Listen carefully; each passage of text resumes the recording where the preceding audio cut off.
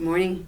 It's Monday, May the 6th, and I'm Claire Nollmeyer, and I get a chance to have a conversation this morning with Warren Dennis, who has been our music director for the past 37 years, I think it is. 36. 36, well, that's a long run. We probably have some memories to talk about. Good morning, Warren. Good morning. Thank you for letting me do this. I'm so thrilled. This has been so much fun. We're working on this for the Tempe First United Methodist Church History Project that we're trying to put together for our upcoming 140th anniversary. There's a lot of different dates. There's 114 years at this location and others, but you've made a contribution for quite a few of those years, and we wanted to talk about that. I wanted to ask you, do you remember the first time you came to Tempe First Campus? Yes, I can't say exactly, but I came here from Las Cruces, New Mexico, and my best friend came here at the same time from Carlsbad, and we both came over to work on a postgraduate degree with Doug McEwen. And so it had to be, we came over in 71, and in 71, so it had to be 72 or 73 when we came here, because he became the director here for 2 or 3 years. And I didn't sing with him because we just didn't find a good fit with the minister at that time. And so we kind of shopped around. And then in, 74, 75, Richard, can't think of his last name all of a sudden, the assistant choral director at ASU took over the choir here. And so Linda and I sang with him. So we really kind of got established about 1974, I guess. Mm-hmm. And then he left, and I was asked to take over the choir. That's when Dorsey Allen was the minister here. Mm-hmm. And so I was teaching at McClintock High School, teaching choir at the same time. So I taught from 76 until 80 and realized I was too busy with both jobs to keep going. So I stepped out of the choir job, but we continued to come here some, not on a regular basis, but pretty regular, because really liked Dorsey Allen's ministry. He was a wonderful preacher. In fact, I've got 3 little spiral notebooks at home full of sayings from his sermons over the years. And don't know what I'll do with them. I don't know whether they'd be of any interest to the historical I'm going to grab train them. of this. If you're ready to give them up, I'll show them to you. That would be super. Yeah, Judy is taking care of most of our documents and things like that. She's acquired the upstairs science room with her files and archives. It's the archives room. Yeah. Now. Richard Barber was the man's name. Uh-huh. And so I left the choir job here in 1980, and I believe Tom Jones took over. And Tom ran it for several years. And long story short, I came back in January of 92. The director of choirs had resigned, and they asked me to do interim, and I said, I'll do that, but I don't want to take the job for real. Mm-hmm. Well, after about 2 weeks, I said, I want to take the job for real. So that was 1992, and I did it until this year. Mm-hmm. Well, we have very much enjoyed. Well, it was a good run, and it was one of the questions that you had on the sheet that you gave me was impressions of this place, and from the very start, we found the congregation to be friendly and receptive. And it was back in the 70s, it was heyday here. Mm-hmm. You know, we had a strong clientele in the congregation from ASU professorships, and I don't know whether we had that many students or not, but we had a big representation of the faculty from ASU. And they sang in the choir? No, some of them did. Some of them did. I had two or three in the choir. How large did your choir get at one point? I think at about that time we were at about 40. Uh-huh. And because I know I bought 45 copies of music for a long time, and it came down to, I think, maintained itself at about 30 until COVID hit and things changed. But it was a good run, and this church had so much to offer. It was a good family church, and still is. And there was a strong preschool program here that our children went through, and I think Lorraine Warren was part of that, and a lady by the name of Marjorie Olson, and it was just really a good program, and our kids were heavily involved in that, and the youth choirs, and we had strong youth choirs at that time.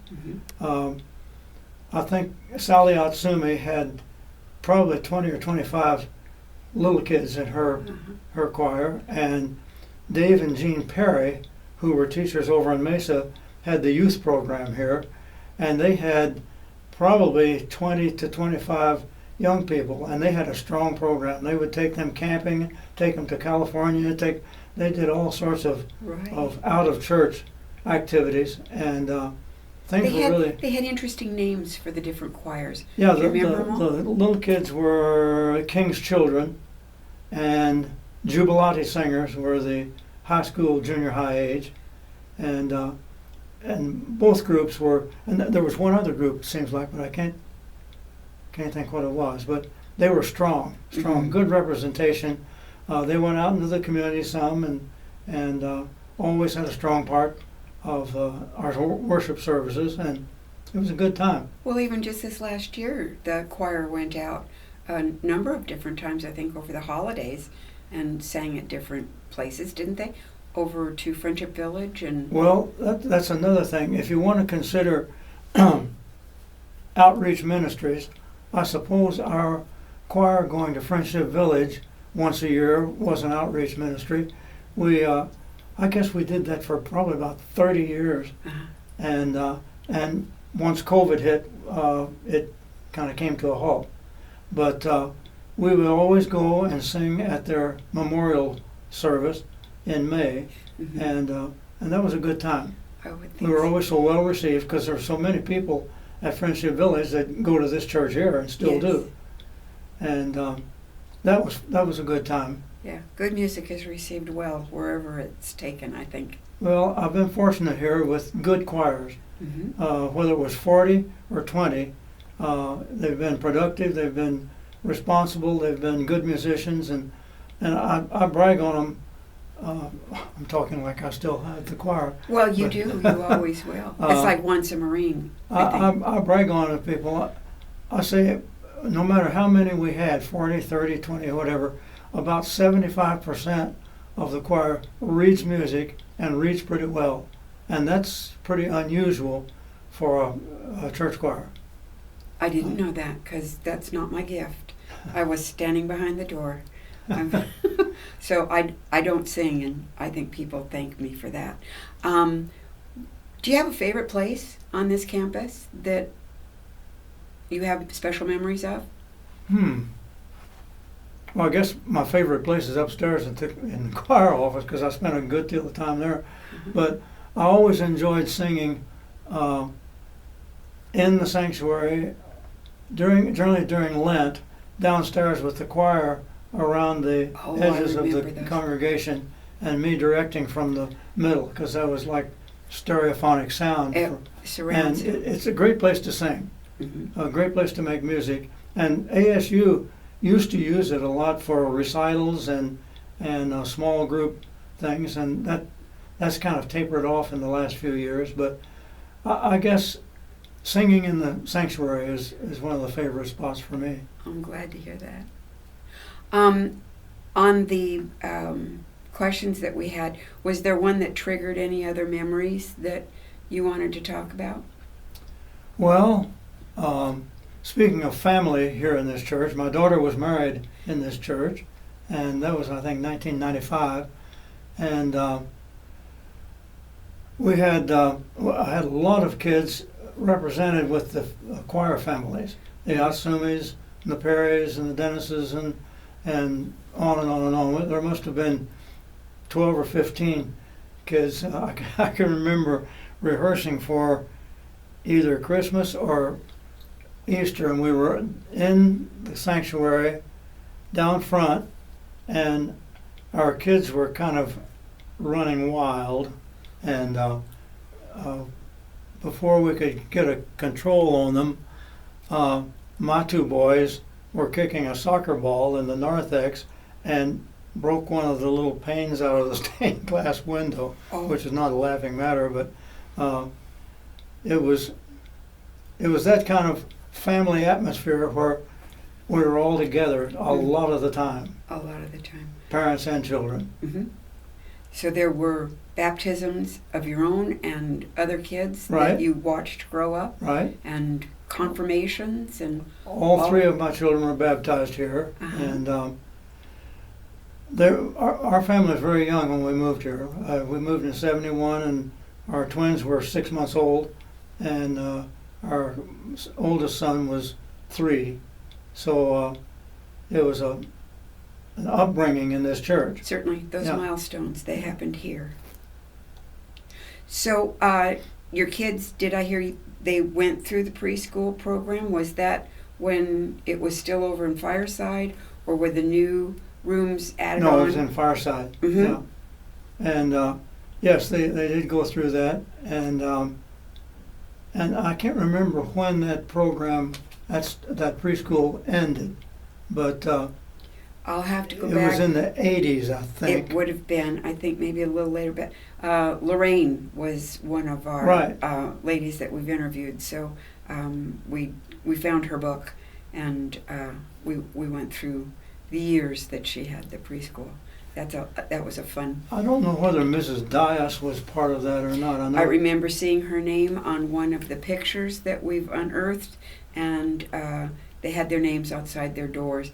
And I guess when Pastor Fry came, he informed Lorraine that Mrs. Fry was going to be a teacher in the program. That's right, she was. So, I recall that too. Yeah. She said that was kind of a fun thing to have, as the pastor's wife, be a part of their church family that deeply. So. Well, one thing that's kind of special for me was that I've worked with probably 10 pastors, and I was trying to think of them all this morning, but Dorsey was a standout because his personality was so vivid, and his sermons were just wonderful.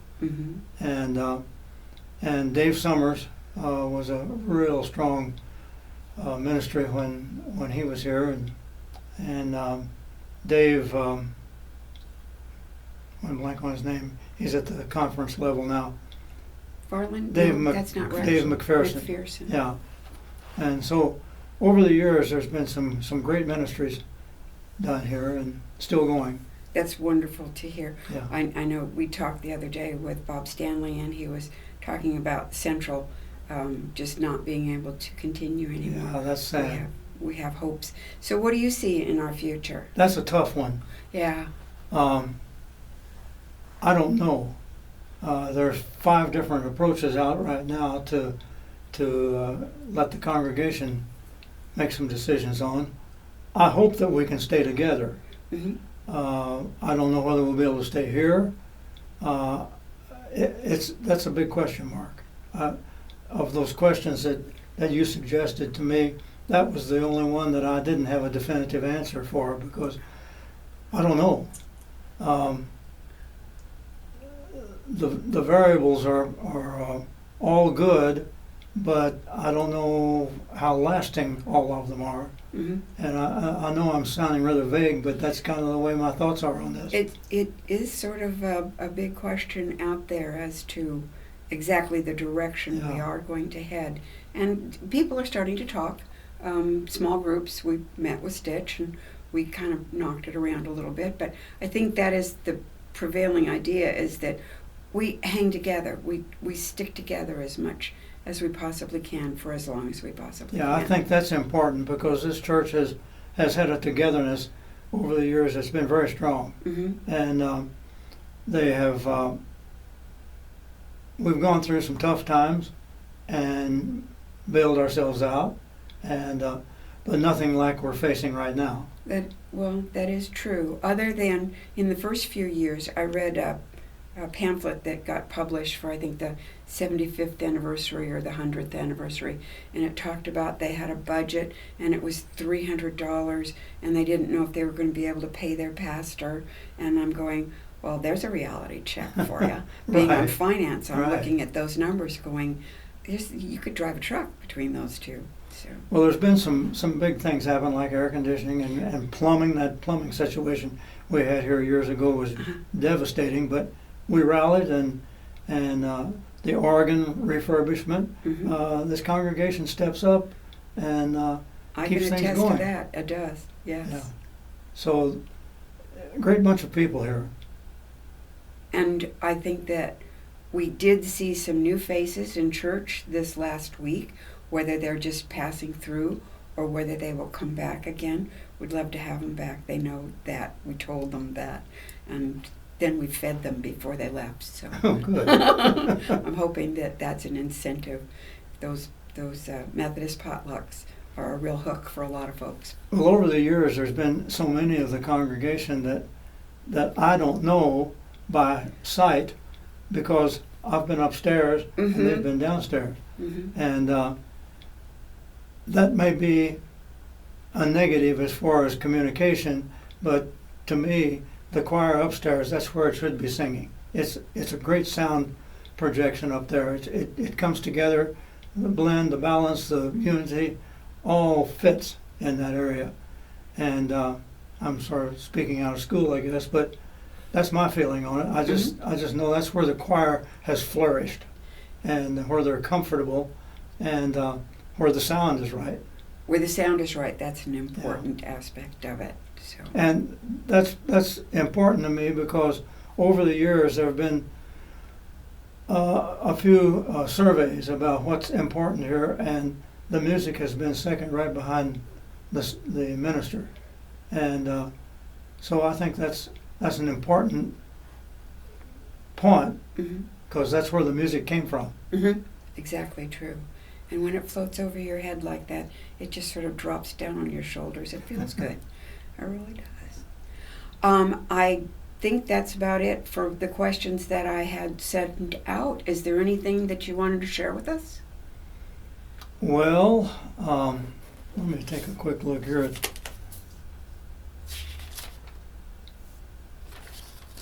Oh, so what other ministries have I been involved in? That's right. What hats have you worn?